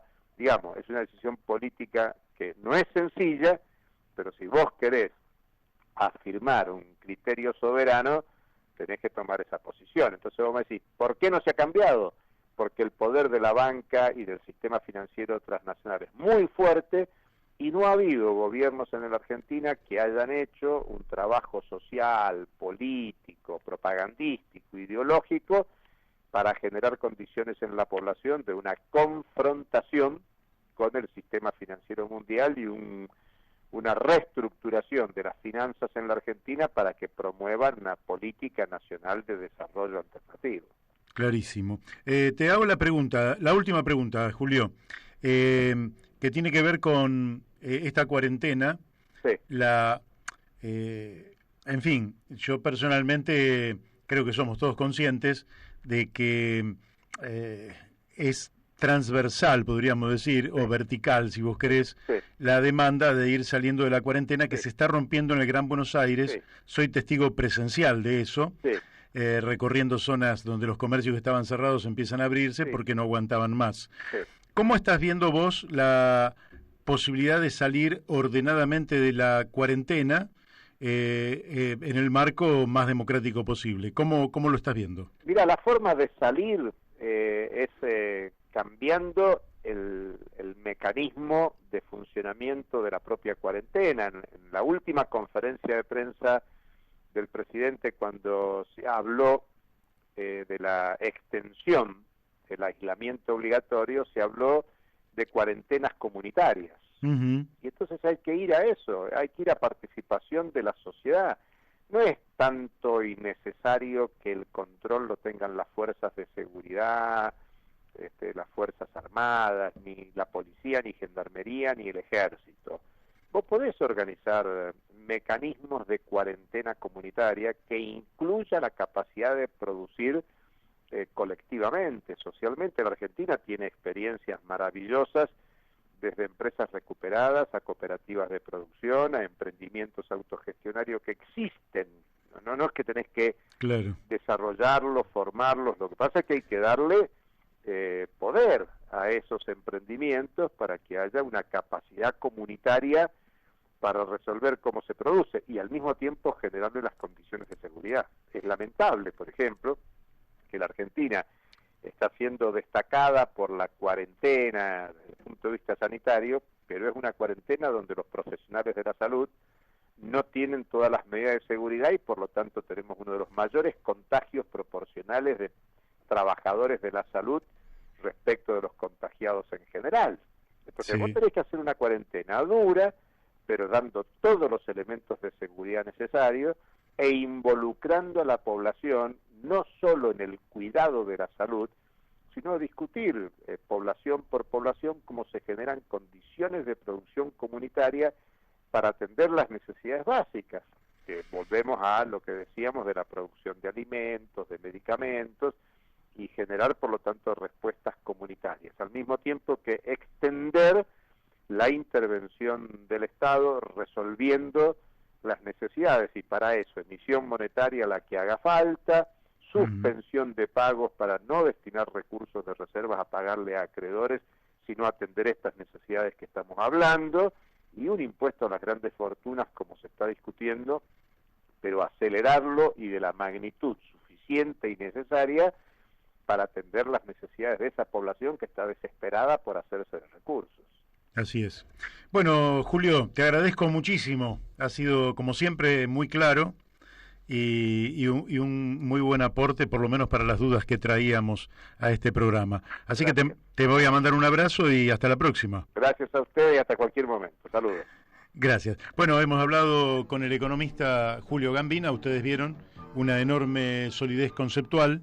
Y lo que indica que la Argentina efectivamente tiene capacidades con las cuales afrontar los desafíos de un futuro distinto, pero bueno, vamos llevándolo como podemos, y y como podemos no nos está yendo del todo bien. Bueno, si te parece, vamos a un pequeño y ya estamos hablando con el doctor Mario Borini, que bueno, le vamos a estar preguntando también cómo está evaluando esta cuarentena, cómo está evaluando las medidas que se avecinan, que no sabemos con precisión cuáles son, pero seguramente serán de ablandamiento de la cuarentena, en un contexto donde no sabemos si, a pesar de que se ha ganado mucho tiempo, Argentina cuenta con los recursos necesarios para afrontar un aumento exponencial en la curva de contagiados. Lo vamos a estar hablando con el doctor Mario Borini. Sí, Beto tira un temita y mientras tanto nos vamos entreteniendo y vamos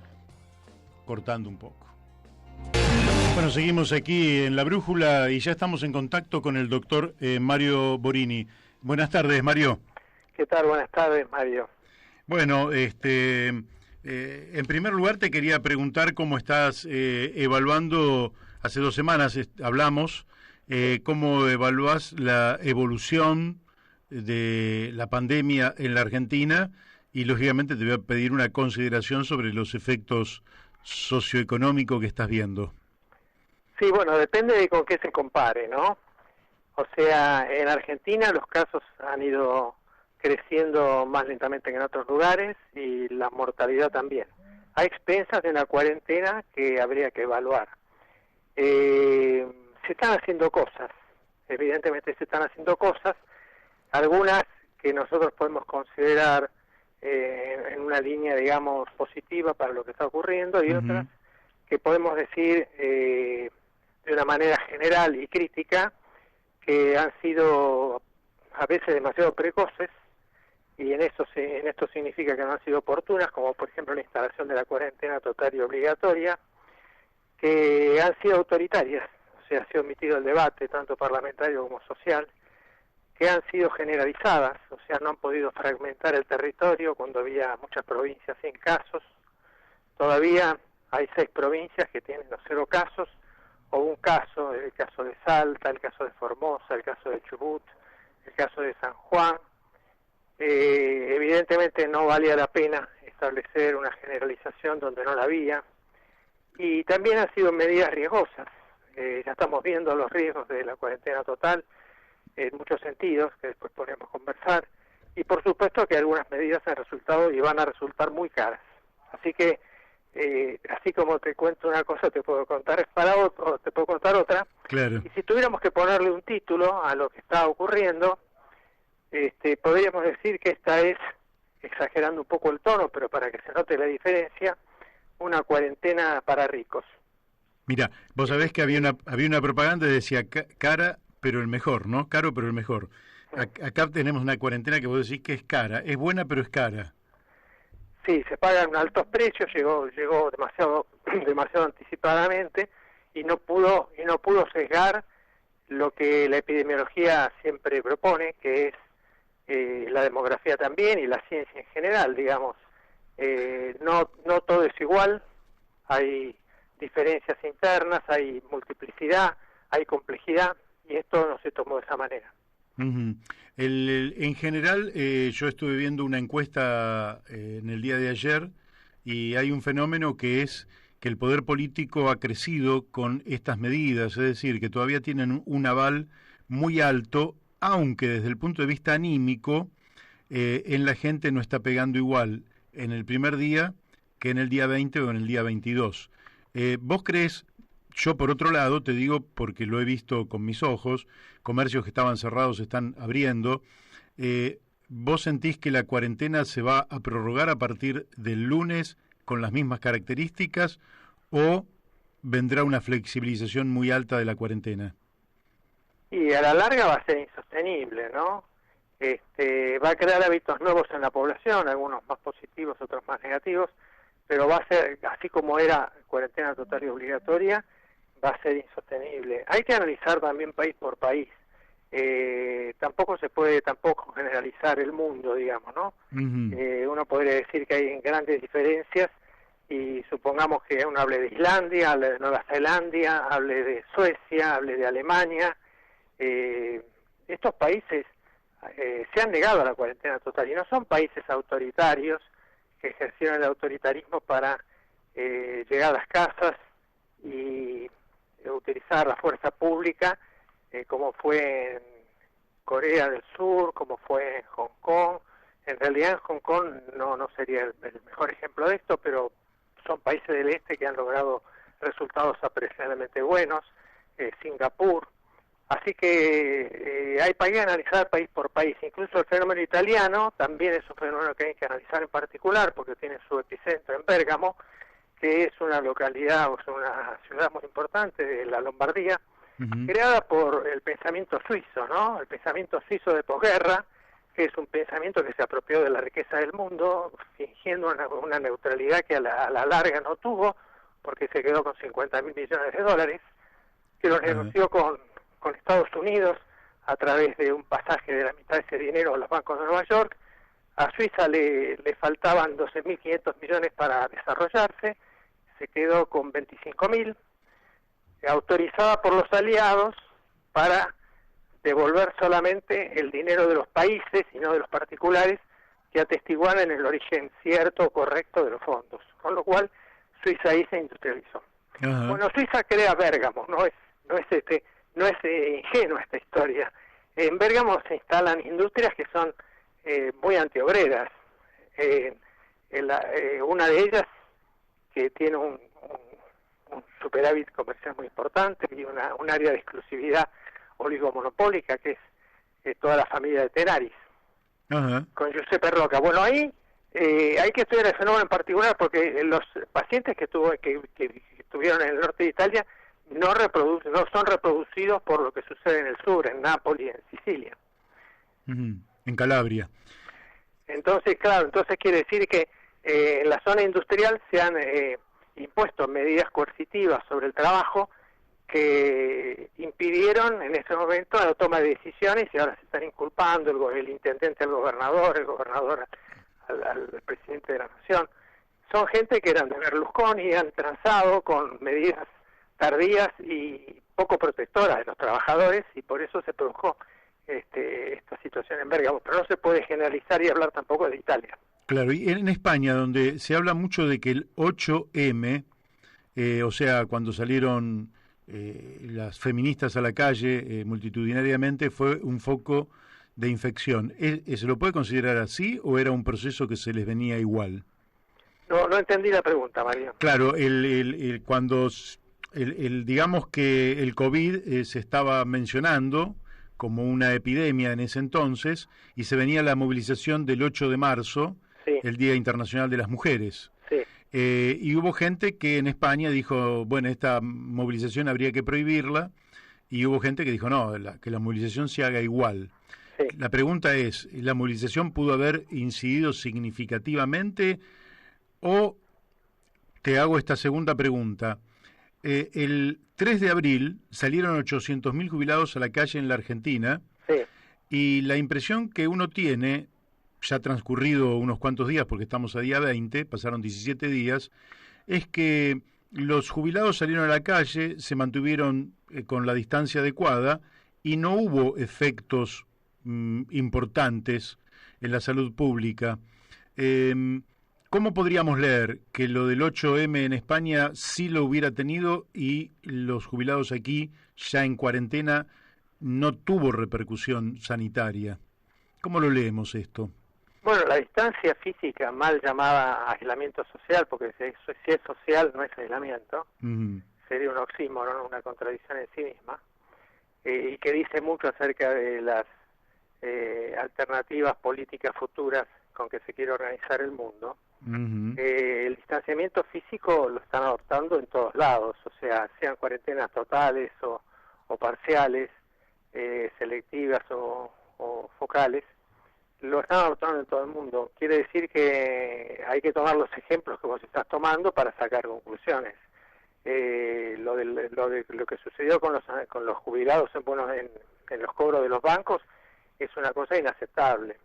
Desde el punto de vista del trato, desde el punto de vista de lo que los bancarios no deberían haber tenido semanas de licencia como las tuvieron, y desde el punto de vista de que el uso de la tarjeta nunca fue enseñado de una manera correcta a quienes debían aprenderlo. Así que ahí hubo una intencionalidad apropiatoria de los fondos que siempre rinden a los bancos cuando los retienen, y con el apoyo gremial, o sea, el gremio tampoco se opuso a esta situación privilegiada, indebida de los bancos. En el caso de los grupos humanos grandes, concentrados, sin protección física, bueno, eso no está admitido en ningún lugar del mundo en este momento, ¿no? Hay cosas que están probadas y hay cosas que están supuestas. Claro. Ahora los supuestos a veces son tan fuertes que no hace falta pasar por la prueba, y es riesgoso pasar por la prueba de permitir una aglomeración de gente sin protección física, ¿no? Claro, en aquel momento incluso sí, no había, ni siquiera se ponían cubreboca y nariz, etcétera, de manera que vayas a ver. Pero acá da la impresión de que salieron 800.000 personas y nos pueden dar un indicio de que probablemente también esto se pueda flexibilizar. Te hago esta hipótesis. Se flexibiliza y empieza a aumentar el número de gente contagiada, se viene el invierno por otro lado, y el sistema yo tengo esta impresión, y me gustaría que vos me corrijas porque sos el que sabe. Yo tengo la impresión de que se han habilitado nuevas camas, que hay nuevos equipos, que hay respiradores, que se incrementó el suministro de material de protección, sobre todo ahora que llegó este avión de China, etcétera.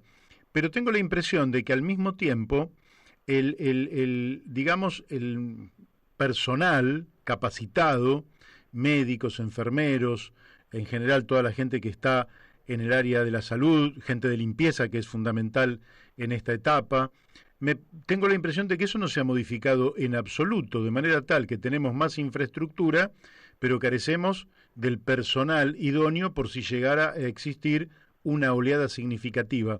¿Esto es así o hay personal? Sí, has pintado un cuadro que parece un mosaico con cosas muy contrapuestas, y yo creo que esto es así, y se puede después especificar, ¿no? O sea, al mismo tiempo que no se dijo nada, con 400 a 600.000 muertos por gripe por año, y en ese momento había unas decenas de muertos, había unas decenas de miles de muertos en el mundo, y ya sorprendía el tratamiento desigual que se hacía con el COVID en relación con otras patologías, con el hambre, o con la tuberculosis, que se lleva 1,5 millones de muertes por año, o con el cigarrillo, que se lleva casi 10 millones de muertes por año como única causa. Pensemos que Argentina no firmó el Tratado Internacional de Control del Tabaquismo. Así que mientras Argentina se resistió y se sigue resistiendo a ser uno de los pocos países que no firma el control del tabaquismo, de pronto con unas decenas de pacientes nos ha sometido a una cuarentena total.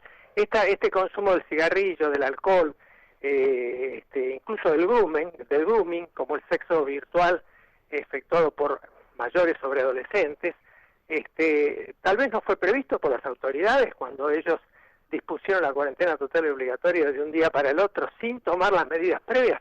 Se puso el carro delante del caballo. Entonces, ahora vos me decís, ¿estamos en qué condiciones para, si se vienen los casos, en qué condiciones estamos?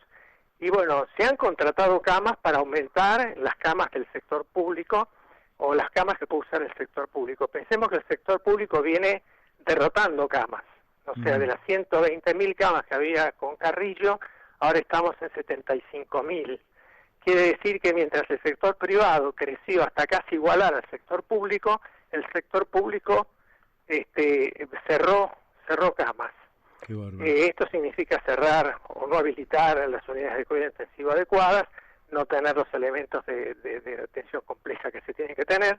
Entonces, ahora se suman camas. Supongamos un ejemplo. El Antártida suma camas.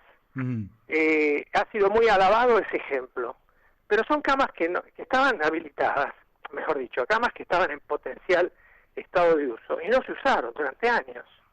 ¿Cuál es la primera hipótesis que uno tiene cuando hay un bien que puede usarse y no se usa? La primera hipótesis, querido Mario, en mi experiencia, es que se lava dinero. Entonces, en vez de investigar por qué no se usaron las camas, se hace un pago a camioneros de 280 millones de pesos, cuando no corresponde para nada con la nómina de afiliados que tiene en comparación con otras obras sociales o con otros sindicatos. Por supuesto los otros sindicatos protestan, pero acá lo que está en juego es por qué nadie se ocupa de camas que están en condiciones de uso y no se usan, y para ver qué está pasando. Y entonces la primera sospecha es el lavado, y luego en el apuro se las contrata de una manera a lo mejor indirecta. No sé si están contratadas a través de ese pago. Ese pago es un pago a los sindicatos, no es un pago por el uso de camas, o sea que el uso de camas devengará un nuevo gasto. O sea, ¿está aumentando la capacidad de atención? Sí, pero con fenómenos tan raros como este, o los 3.000 pesos que se paga por barbecho en la capital federal, que ya significó la renuncia de los altos funcionarios. Quiere decir que hay un mosaico como el que vos decís, ¿no? Mientras tanto, Daer, que es el presidente de FATSA, la Federación de Argentinos Trabajadores de la Salud, está pidiendo subsidios, mientras las obras sociales están ahorrando. Se entiende que hay mucha contradicción. O sea, las obras sociales no están atendiendo como siempre, están atendiendo mucho menos que antes. Sí. Habría que ver qué pasa con los prepagos. Los prepagos ya en realidad venían atendiendo menos de lo debido, desde que tienen montañas de expedientes de reclamos en las defensorías y en los organismos de defensa de la competencia, porque no cumplen la ley de prepagos.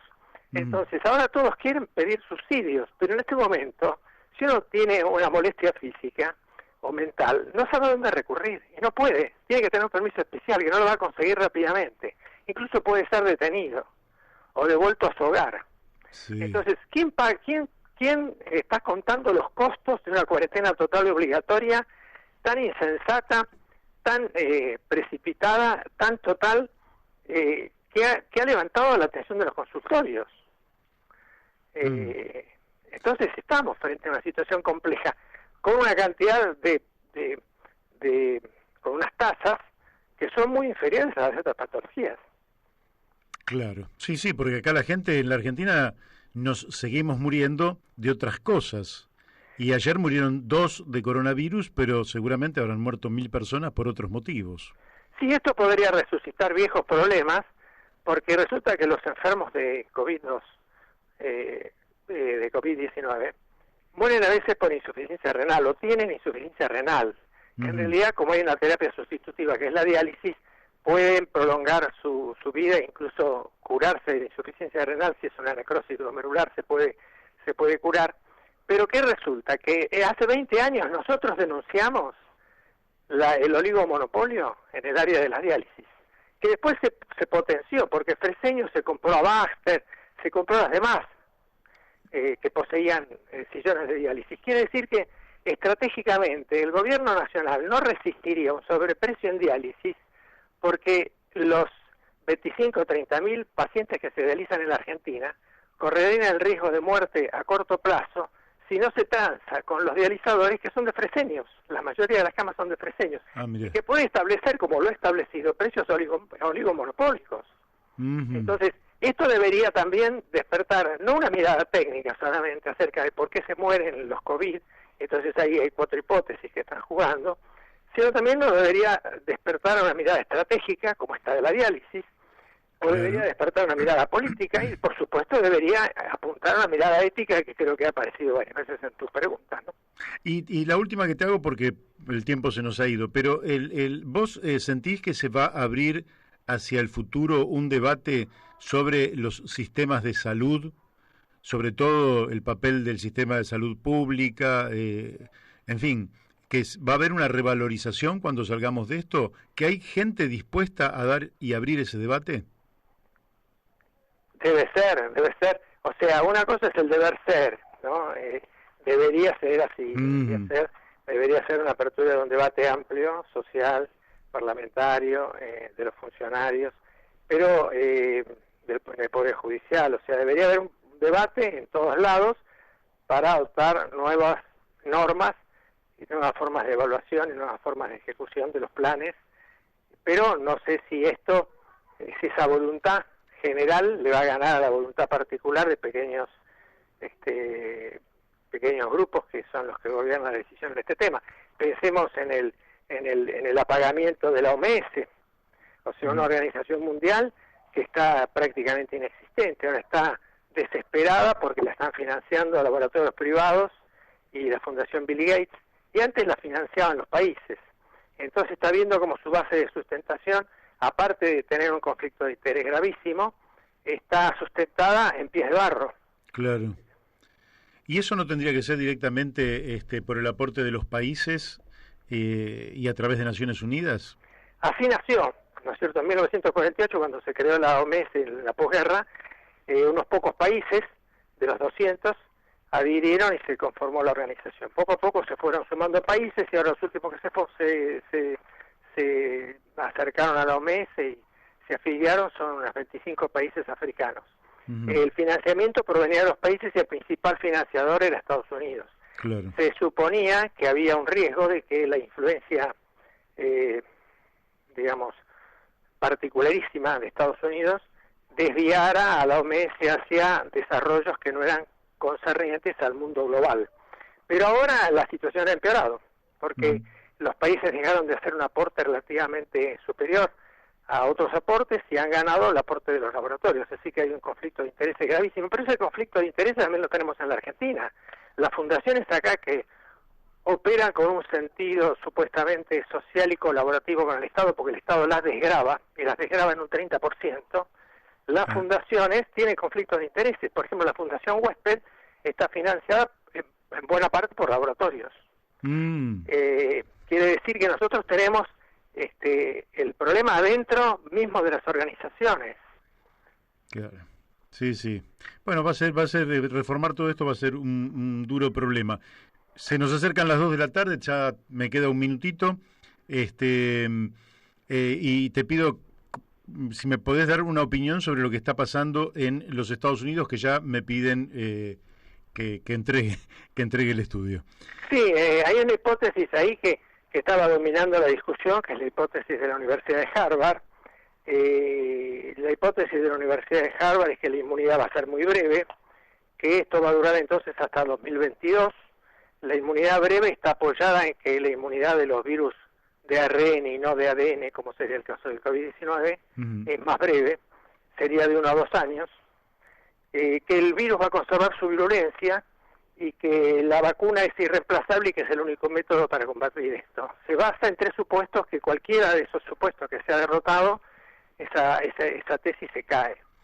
O sea, la inmunidad podría no ser tan breve, pero posiblemente lo sea, pero la virulencia del germen sí que está en mucha discusión, porque en general en las pandemias la virulencia tiende a disminuir con el desarrollo de la pandemia. Y la vacuna, si es irreemplazable, forma parte del paradigma vacunal dominante que está haciendo agua. Hay muchas formas de discutirlo y hay otras alternativas al paradigma vacunal. La pregunta fundamental sería, ¿es vacunable todo lo que uno encuentre? Cualquier patología, cáncer, inflamaciones, infecciones, hay enfermedades degenerativas, ¿son todas vacunables? Si fueran vacunables, ¿qué pasaría con el sistema inmunitario? ¿Qué pasaría con las tormentas de citoquinas? ¿Qué pasaría con los que son inmunizados parcialmente y no alcanzan a formar inmunidad de rebaño? Porque no están inmunizados como para participar de la defensa global de la sociedad con su inmunidad en suficiente nivel. En fin, el paradigma vacunal hay que revisarlo. Mario, te tengo que dejar porque acá me sacan del aire. Te mando un fuerte abrazo y muchas gracias. Muchísimas gracias a ustedes. Bueno, nos encontramos mañana a las 12 aquí, La Brújula en Radio La Luna. Chau, hasta mañana.